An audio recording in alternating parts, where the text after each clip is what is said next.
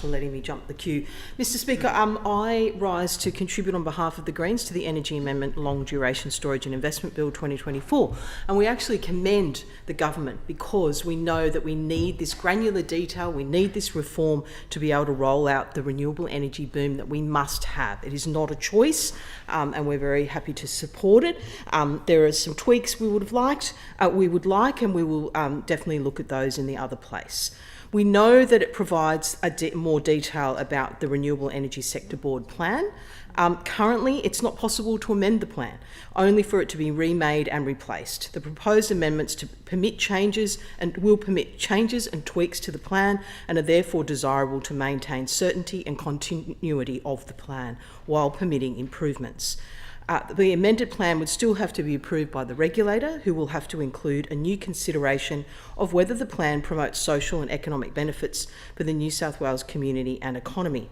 The Greens have been pushing for these social and community benefits to be embedded in energy investment legislation alongside the union movement, and we are very glad to see these clauses included. We do hold concerns that the definition of economic and community benefits remains quite broad. We encourage the government to assist the regulator in their interpretation of this by accepting a definition of economic benefits along the lines of delivering broad benefits by supporting social licence, maximising the use of locally produced and supplied goods and services, and by providing secure employment as well as training and apprenticeship opportunities. We think that would go a long way towards reassuring some of our concerns and our stakeholders, particularly while we are still here in New South Wales, immature when it comes to our approach to the expenditure of public money for public purpose, and we do not have robust procurement requirements like we see in the ACT Secure Local Jobs Code or the labour standards enshrined in Queensland.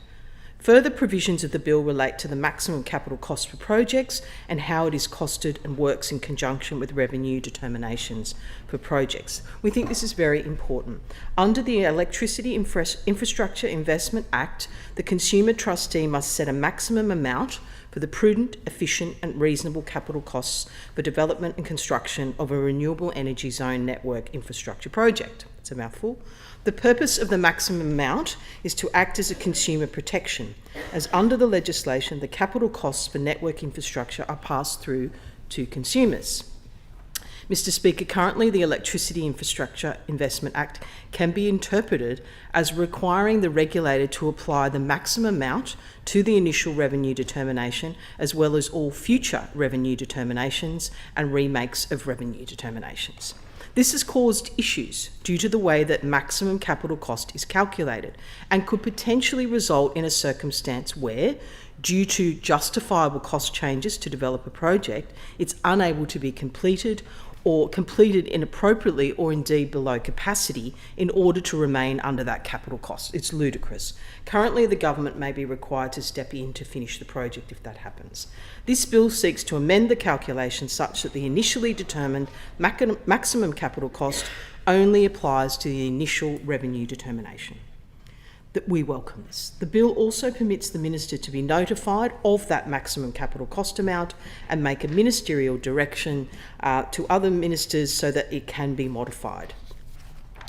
The bill does respond to public consultation on long duration storage, something I'm very passionate about, and establishes a new minimum objective of 28 gigawatt hours for long duration storage by 2034.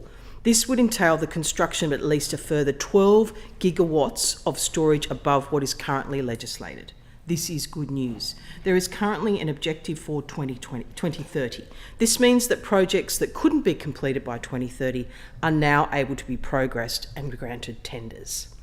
The new minimum objective is expressed in gigawatt hours of electricity stored rather than gigawatt hours of capacity. So the Consumer Trustee has flexibility to choose the projects it deems most appropriate. For example, 12 gigawatt hours could be delivered by a 1.5 gigawatt project, which can be dispatched for a minimum of 8 hours, or it could be met by a 500 megawatt project, which can be dispatched for 24 hours. Also included in the review into the long duration storage needs for New South Wales was a discussion of whether the definition of long duration storage should be amended from 8 hours to 4 hours. AEMO services initially recommended it be amended to 4 hours, as those projects would be cheaper and faster to develop.